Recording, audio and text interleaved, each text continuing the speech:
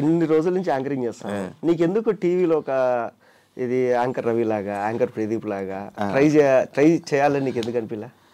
చేస్తాం అబ్బా, కాకపోతే ఏంటంటే ఇప్పుడు నా ఇంటర్వ్యూ చేస్తున్నావు నువ్వు అడుగుతావు జనాలు నా గురించి చాలా ఇచ్చాను నేను ఇంటర్వ్యూ. ఇప్పుడు నేను ఇంటర్వ్యూలు చేసేటప్పుడు నాకు ఇంటర్వ్యూలో అవకాశం ఇవ్వాల, మన గురించి తెలీదు. అలానే మనకు మేము ట్రై చేసుకోవడం వల్ల ఓకే నేను ఇంటర్వ్యూలు చేస్తానని తెలిసింది. ఇప్పుడు టీవీ షోలోనే హోస్టింగ్ నేను చేస్తానని తెలీదు, నాకు ఎవరు అవకాశం ఇవ్వాల.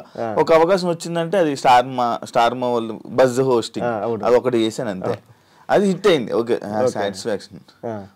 బ్రాండ్స్ చదివాను, బ్రాండ్స్ చదివేసాను, అన్నీ అయిపోయింది, అది బాగా చేస్తాను, ఓకే అయిపోయింది. దాని తర్వాత ఇంకా కొన్ని ఛాన్సెస్ వస్తాయి అనుకున్నాం, వస్తాయి అన్నారు కానీ రాలేదు. ట్రై చేయాలి.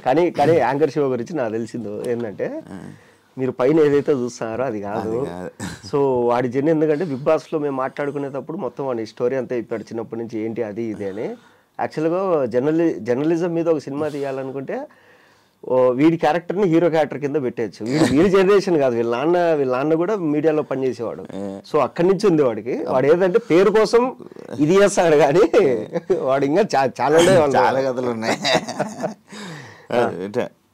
ఎలా ఉన్నావు? బాగున్నా.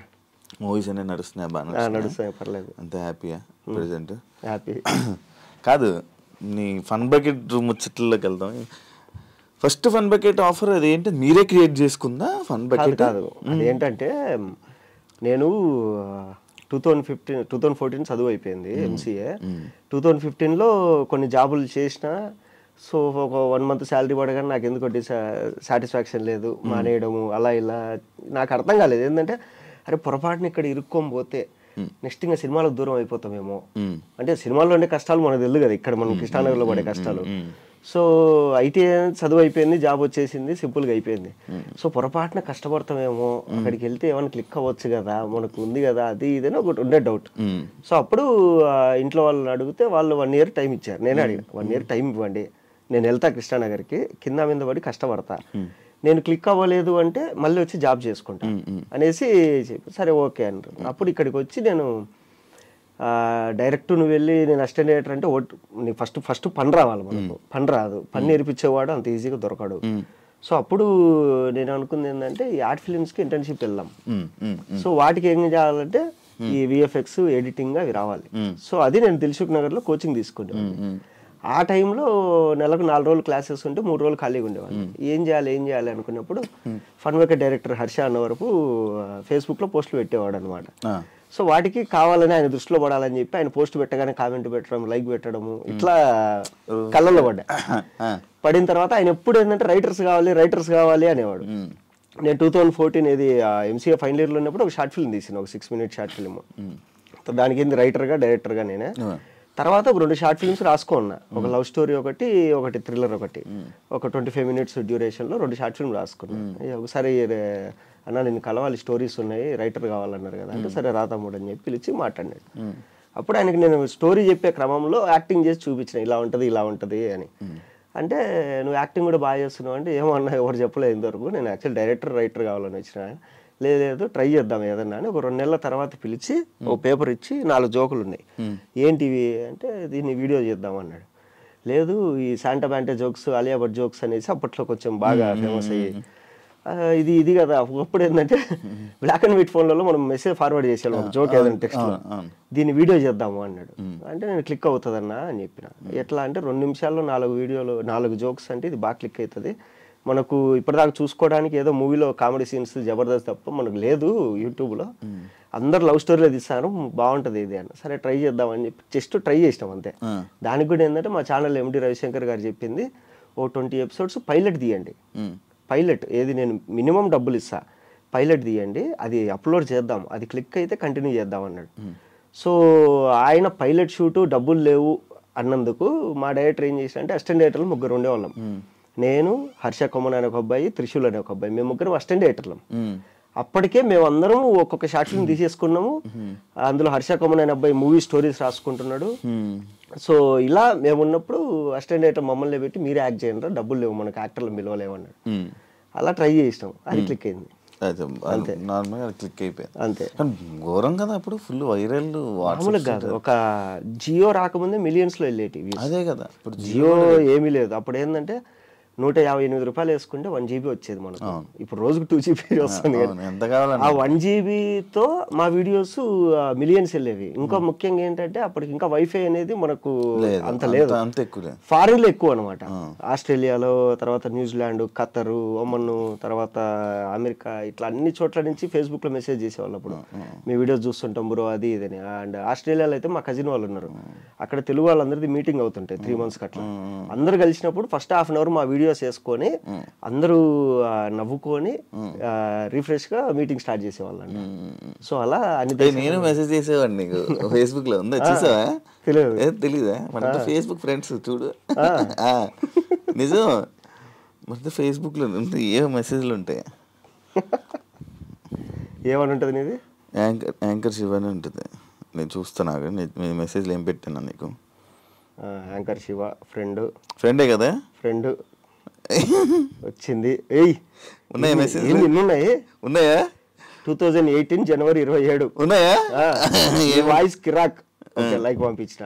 తర్వాత వెల్కమ్ టు వైజాగ్, నేను అప్పుడు దేనికో వైజాగ్ పోయినా 2018 లో. తర్వాత హాయ్ అన్న మీతో ఇంటర్వ్యూ ప్లాన్ చేస్తున్నా 2018. అప్పుడు నేను నాట్ ఓకే అన్నా. తర్వాత పార్వతీశం ఇంటర్వ్యూ ఒకటి పంపించినావు. తర్వాత హ్యాపీ బర్త్డే అది, కంగ్రాచులేషన్స్. నేను ఫేస్బుక్ మాక్సిమం ఓపెన్ చేయను ఇప్పుడు. 2019 ఉంది లాస్ట్ మెసేజ్. మెసేజ్లు ఉన్నాయా? ఉన్నాయి. ఏ కుప్పలు తెప్పలు ఉంటాయి నీ మెసేజ్లు నేను పెట్టింది అంటే. ఎప్పుడు చూడు, 2018 చూసావా? అది అలా ఉండేది మహేష్ బిట్ట.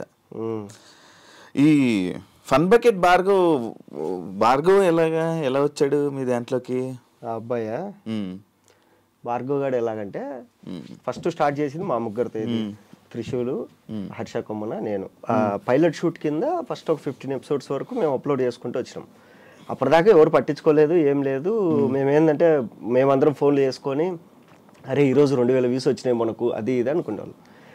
ఒక 15th episode తర్వాత బాగా క్లిక్ అయిపోయింది. తర్వాత అప్పుడు ఉదయ్ అని చెప్పి ఒక అబ్బాయిని, ఒక ఆవిడ ఇలా ఫన్ బకెట్ అనేది ఒకటి జరుగుతుంది, పలానా చోట ఆఫీస్ ఉంటుంది, మీరు వెళ్ళి డైరెక్టర్ని కలవండి, మీకు ఛాన్స్ ఇస్తాడు అంటే. ఆ అబ్బాయి మధురానగర్లో హాస్టల్లో ఉండేవాడు. ఆ అబ్బాయితో పాటు ఇంకొక అబ్బాయి భరత్ బెహ్రా, వీళ్ళిద్దరు కలిసి వచ్చారు. మా డైరెక్టర్ వీళ్ళిద్దరిని చూడగానే ఇద్దరు మంచి సాలిడ్ పర్సనాలిటీ, స్టైలిష్గా ఉన్నారు ఇద్దరు. అరే వీళ్ళు ఏదో బాగున్నారు ఇద్దరు చూడడానికి, ఎక్కడ మీది అంటే ఇట్లా ఒరిస్సా శ్రీకాకుళం అది ఇది అంటే, ఓ మీ స్లాంగ్ బాగుంటుంది కదా, సో ట్రై చేద్దాం మిమ్మల్ని కూడా అని వాళ్ళిద్దరిని పెట్టి ట్రై చేసినాడు. అప్పుడు ఏంటంటే కనుక భరత్తో పాటు అదే పీజీలో ఫన్ బకెట్ భార్గవ్ ఉండేవాడు, వాడు కూడా వచ్చేవాడు. సో వచ్చాడు కదా, మా డైరెక్టర్ ఏంటంటే ఈ మా దాంట్లో జోక్స్ని కేటగిరీస్ డివైడ్ చేసేవాడు. ఒక ఏదన్నా ఇది మరీ ఎడ్డి జోక్ ఏదైనా ఉందంటే అది నాతో చేయించేవాడు. Girlfriend boyfriend joke అయితే త్రిశూల్ అనే అబ్బాయి, ఫేస్ ఎవరిది సెట్ అయితే ఎవరు సెట్ అయితే వాళ్ళది. సో అలా చేసుకుంటే ఏంటంటే కనుక ఒక ఎపిసోడ్ ఒక 5 నిమిషాలు 10 నిమిషాలు రావాలంటే దాంట్లో ఫిల్అప్ ఉండాలి కదా. అట్లా భార్గవ్ గారు కూడా నేను చేస్తాను అంటే సరే చేరా నువ్వు కూడా ఏదన్నా అని చెప్పేసి వాడిని కూడా పెట్టేవాడు. అంటే ఫన్ బకెట్ నా వల్లే నడిచింది అన్నట్టు మనం అప్పుడు మాట్లాడేవాడు. అండ్ ఇంకోటి అప్పుడు ఏదైతే జరిగిందో దాని తర్వాత fun bucket full bad name అయిందండి మొత్తం, మీరు అందరూ మాట్లాడుకున్నారంటే. బ్యాడ్ నేమ్ మ్యాటర్ ఏంటంటే ఇప్పుడు ఫన్ బకెట్ భార్గవ్, సింపుల్ చెప్తాను, జబర్దస్త్ అనేది ఉంది, దానివల్ల ఒక 50 మంది ఆర్టిస్టులు ఈజీగా ఉన్నారు పేరు వచ్చిన వాళ్ళు. తర్వాత బిగ్ బాస్ అనేది ఉంది, బిగ్ బాస్ వల్ల దగ్గర ఇప్పటికి ఇన్ని సీజన్ల వరకు ఒక 90 మందికి పేరు వచ్చింది. సో అలా మా ఫన్ బకెట్ నుంచి ఒక 15 మంది 20 మంది ఆర్టిస్టులు ఉన్నారు. అందరిలో ఫన్ బకెట్ అనే పేరు దాన్ని సృష్టించిన డైరెక్టర్ పెట్టుకోలేదు. దానివల్ల మేమందరం బతుకుతాం, కానీ మేము కూడా పెట్టుకోలేదు. కానీ ఈడు పెట్టుకున్నాడు, ఈడొక్కడు పెట్టుకున్నాడు ఫన్ బకెట్ భార్గవ్ అని పెట్టుకున్నాడు. తర్వాత ఎక్కడ చూసిన న్యూస్ ఛానల్ చూస్తే ఫన్ బకెట్ భార్గవ్ ఈడేదో చేసేది ఏదో పని చేశాడు, మళ్ళీ మన ఫన్ బకెట్ పేరు పెట్టుకున్నాడు. చూసిన వాళ్ళందరూ మనల్ని అడుగుతారేంది మీ వాడు అది ఇది అని చెప్పి అనుకున్నాం అంతే. మళ్ళీ అప్పుడు కదిలింది కదా, మళ్ళీ ఎందుకు కదా అయిపోయింది సడన్ గా. జోక్స్ లేవు అంటే అక్కడికి వచ్చిన వాళ్ళందరూ ఏంటంటే సినిమాలు చేయాలని. ఇప్పుడు మా డైరెక్టర్ వచ్చేసి అప్పటికే డైరెక్టర్గా ట్రై చేసి రండాజీరానికి అసోసియేట్గా పనిచేసి మళ్ళీ ఏదో ఫ్యామిలీ ప్రాబ్లమ్స్ వచ్చి మళ్ళీ రిటర్న్ వచ్చి ఇక్కడ మంత్లీ శాలరీ కింద జాయిన్ అయ్యి ఈ చేసుకునేవాడు. సో నేనేంటంటే నా గోల్ ఏంటి, నేను సినిమాల్లోకి వెళ్ళాలి, సినిమాల్లో ఉండాలి అనేసి నా గోల్. సో ఇలా అనుకునే టైంలో అది ఏమైందంటే ఒక 50-60 ఎపిసోడ్ల వరకు వచ్చిన తర్వాత మాకు ఛాన్సెస్ వచ్చినాయి బాగా. ఇది నాకు మూవీస్లో ఛాన్సులు రావడము, తర్వాత మా డైరెక్టర్కి ఏంటంటే అప్పటికే స్టోరీ రాసుకొని చాలామంది హీరోలకు చెప్పేసి ఒక ప్రొడ్యూసర్ వచ్చి ఆ ప్రొడ్యూసర్ ఆఫీస్ కూడా ఓపెన్ చేద్దామంటే మేమందరం ఆఫీస్ అయితే అంటే మాకెంత ఏమనిందంటే సినిమాలు చేయాలి, ఎప్పటికైనా సినిమాల్లోకి వెళ్ళాలి అని. తర్వాత మా ఫన్పేక డైరెక్టర్ది ఈ డిమాంటేషన్ వచ్చేసి ప్రొడ్యూసర్ కొద్ది రోజులు ఆపుదామని చెప్పి అది పూర్తిగా ఆగిపోయింది. సో ఇలా ఆగిపోయింది. 100 ఎపిసోడ్స్ తర్వాత నేను మానేసా, మా డైరెక్టర్ మానేశాడు.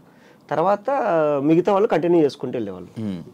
మేము 100 ఎపిసోడ్స్ వరకు చేసినాం. మేము 240 ఎపిసోడ్స్ చేసినారు మొత్తం, 240 ఎపిసోడ్లు. ఇంకా తర్వాత కంటెంట్ లేదు, జోకులు ఎక్కడి నుంచి తీసుకురావాలి మేము, అది ఆపేసినారు. కంటెంట్ లేదు, జోక్స్ లేవు అంతే. ఇప్పుడు స్టోరీ ఓరియంటెడ్ అంటే ఏదో ఒకటి రాయొచ్చు. జోక్స్ సింగిల్ లైన్ జోక్స్ ఎన్ని రాస్తాం మనం.